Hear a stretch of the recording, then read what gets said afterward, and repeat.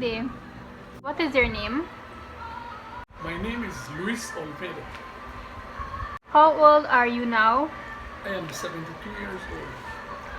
When and where were you born? I was born in Guatemala in the year 1949, July the 1st.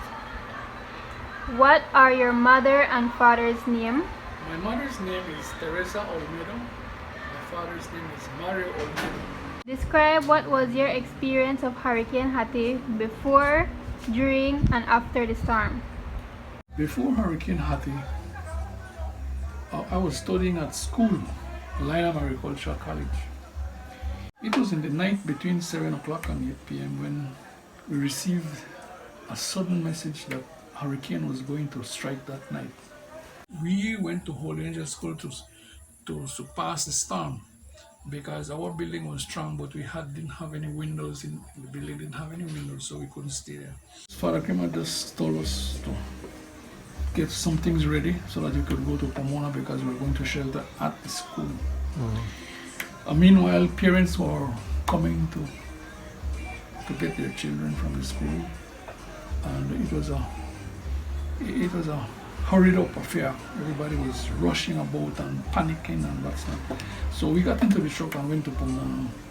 When we got to Pomona, we went to the back school that was close to the archery, and we settled down, arranged up the chairs so that we could sleep for the night. But it was starting to blow.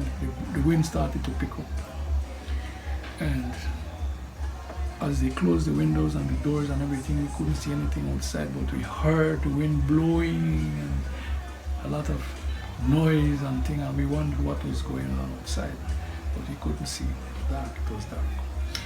Around midnight, the teacher that was with us told us to get down and kneel down and pray.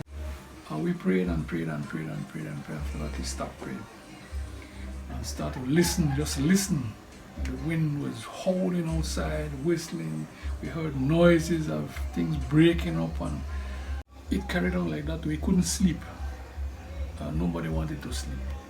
So we waited the whole night until morning when we could see through the little cracks in the window.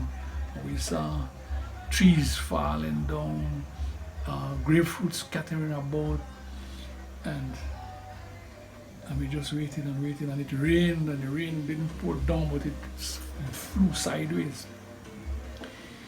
After a while, the wind died down. We didn't know about any hurricane because first time experienced that. So I went outside to pick up some grapefruit. It was close by, and as I was picking up those grapefruit, somebody yelled, "Come back in," because the hurricane, the eye is passing over us and it's changed the direction of the wind. So we rushed inside, and as we were about to close the door, the wind hit the building before we could even close the door. It was ripped off the building and sent sailing away, never to be seen again. We could now see outside, since the wind had changed direction and was blowing slowly sideways across the building. We saw coconut trees lift up and slam in the opposite direction.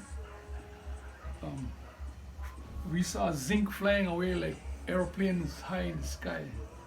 The wind roared and hammered everything as it rained horizontally down for hours. We were not even hungry nor sleeping.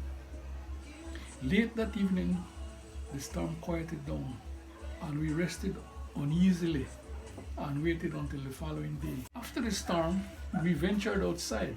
We could glimpse the river at a distance that was swollen to about twice the size. The next step was to get to Lynham, which we had to clear the road with power saws and machete and axe and all that to get back home. When we got at the school, we saw everything was wet. Our clothes, the books, because the buildings had no windows. Even before the storm, we had no windows, only a stairs that was torn away. The kitchen was broken down. The Father Kramer's dwelling was torn upside down, and everything was scattered. Finally, help began to arrive. Then the soldiers came. The soldiers cleared up the streets, clear up take away the debris that was all lying around in the schoolyards and the churchyard and so on. And some of the older guys helped to pick up dead bodies. So my job was to go into the school to sort out the groceries that were confiscated from the shops. The soldiers rationed everything, and there was a curfew. Nobody came out in the night. But we at Lynham, we were taken back from the town by truck to Lynham every night. Every evening we went up back. It took about 3 or 4 weeks. We could really get back. Not like what it was before, but so that we could get hot classes after that. There was not a leaf on any tree. Even the grass was blown off.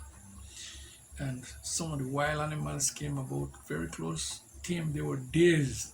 2 birds passed by, 2 curassow birds, and we had to catch them and kill them and eat them. Sometimes deer would come, but they run so fast we couldn't catch them. Anyhow, that was an experience that will be not easily forgotten by me or anyone. Thank you.